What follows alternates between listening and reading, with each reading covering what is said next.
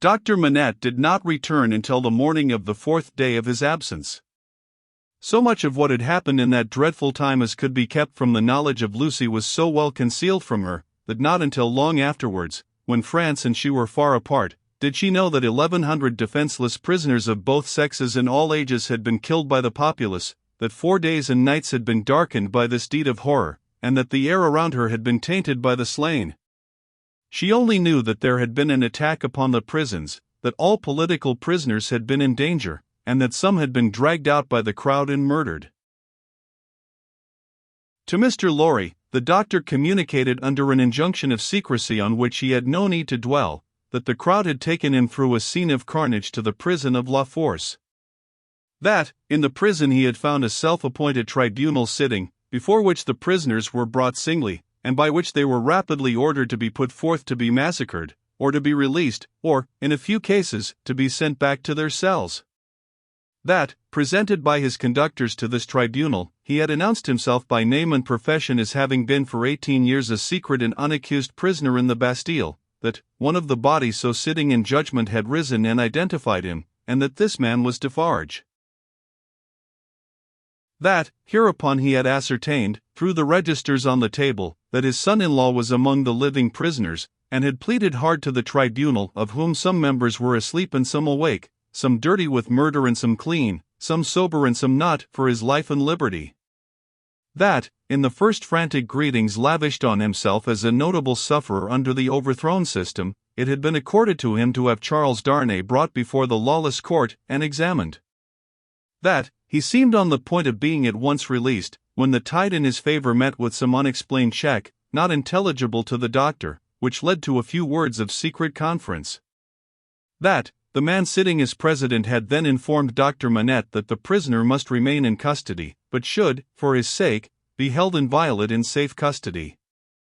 That, immediately, on a signal, the prisoner was removed to the interior of the prison again, but that he, the doctor, had then so strongly pleaded for permission to remain and assure himself that his son-in-law was, through no malice or mischance, delivered to the concourse whose murderous yells outside the gate had often drowned the proceedings, that he had obtained the permission, and had remained in that hall of blood until the danger was over.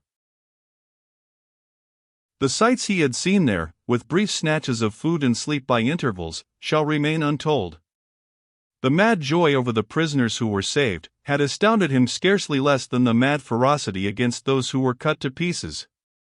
One prisoner there was, he said, who had been discharged into the street free, but at whom a mistaken savage had thrust a pike as he passed out. Being besought to go to him and dress the wound, the doctor had passed out at the same gate, and had found him in the arms of a company of Samaritans, who were seated on the bodies of their victims. With an inconsistency as monstrous as anything in this awful nightmare, they had helped the healer, and tended the wounded man with the gentlest solicitude, had made a litter for him and escorted him carefully from the spot, had then caught up their weapons and plunged anew into a butchery so dreadful, that the doctor had covered his eyes with his hands, and swooned away in the midst of it. As Mr. Lorry received these confidences, and as he watched the face of his friend now 62 years of age, a misgiving arose within him that such dread experiences would revive the old danger. But he had never seen his friend in his present aspect, he had never at all known him in his present character. For the first time the doctor felt, now, that his suffering was strength and power. For the first time he felt that in that sharp fire, he had slowly forged the iron which could break the prison door of his daughter's husband, and deliver him. It all tended to a good end, my friend, it was not mere waste and ruin.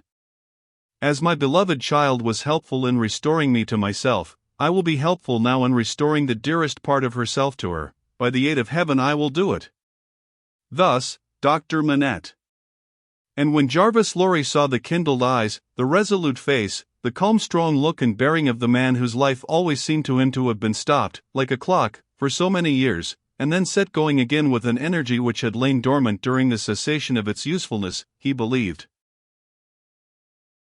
Greater things than the doctor had at that time to contend with, would have yielded before his persevering purpose. While he kept himself in his place, as a physician, whose business was with all degrees of mankind, bond and free, rich and poor, bad and good, he used his personal influence so wisely, that he was soon the inspecting physician of 3 prisons, and among them of La Force. He could now assure Lucy that her husband was no longer confined alone, but was mixed with the general body of prisoners. He saw her husband weekly, and brought sweet messages to her, straight from his lips. Sometimes her husband himself sent a letter to her, though never by the doctor's hand, but she was not permitted to write to him, for, among the many wild suspicions of plots in the prisons, the wildest of all pointed at emigrants who were known to have made friends or permanent connections abroad. This new life of the doctor's was an anxious life, no doubt. Still, the sagacious Mr. Lorry saw that there was a new sustaining pride in it.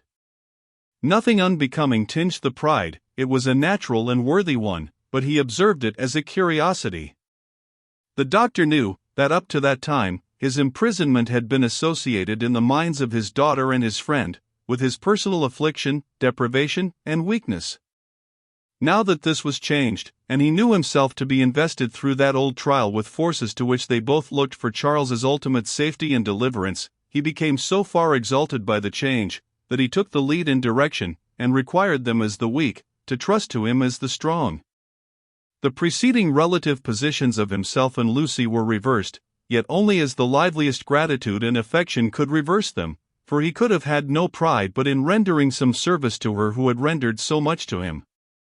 All curious to see, thought Mr. Lorry, in his amiably shrewd way, but all natural and right, so, take the lead, my dear friend, and keep it, it couldn't be in better hands.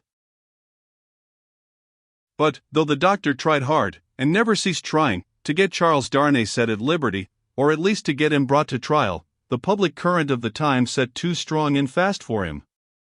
The new era began, the king was tried, doomed, and beheaded, the Republic of Liberty, Equality, Fraternity, or Death, declared for victory or death against the world in arms, the black flag waved night and day from the great towers of Notre Dame. 300,000 men, summoned to rise against the tyrants of the earth, rose from all the varying soils of France, as if the dragon's teeth had been sown broadcast, and had yielded fruit equally on hill and plain, on rock, in gravel, and alluvial mud, under the bright sky of the south and under the clouds of the north, in fell and forest, in the vineyards and the olive grounds and among the cropped grass and the stubble of the corn, along the fruitful banks of the broad rivers, and in the sand of the seashore. What private solicitude could rear itself against the deluge of the year one of liberty, the deluge rising from below, not falling from above, and with the windows of heaven shut, not opened? There was no pause, no pity, no peace, no interval of relenting rest, no measurement of time. Though days and nights circled as regularly as when time was young, and the evening and morning were the first day, other count of time there was none. Hold of it was lost in the raging fever of a nation, as it is in the fever of one patient. Now, breaking the unnatural silence of a whole city, the executioner showed the people the head of the king, and now, it seemed almost in the same breath, the head of his fair wife which had had 8 weary months of imprisoned widowhood and misery, to turn it grey. And yet, observing this strange law of contradiction which obtains in all such cases, the time was long, while it flamed by so fast.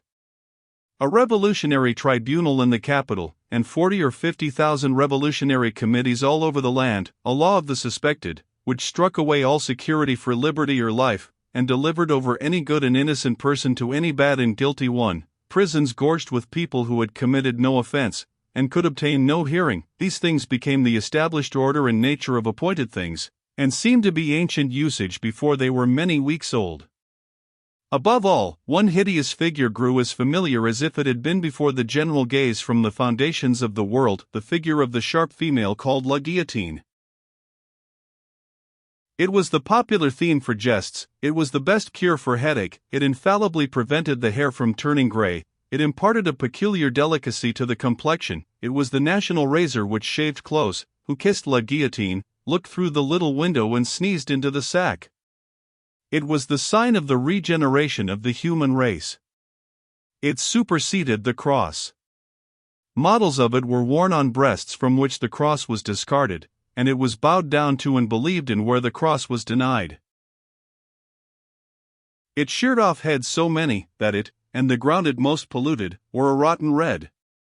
It was taken to pieces, like a toy puzzle for a young devil, and was put together again when the occasion wanted it. It hushed the eloquent, struck down the powerful, abolished the beautiful and good.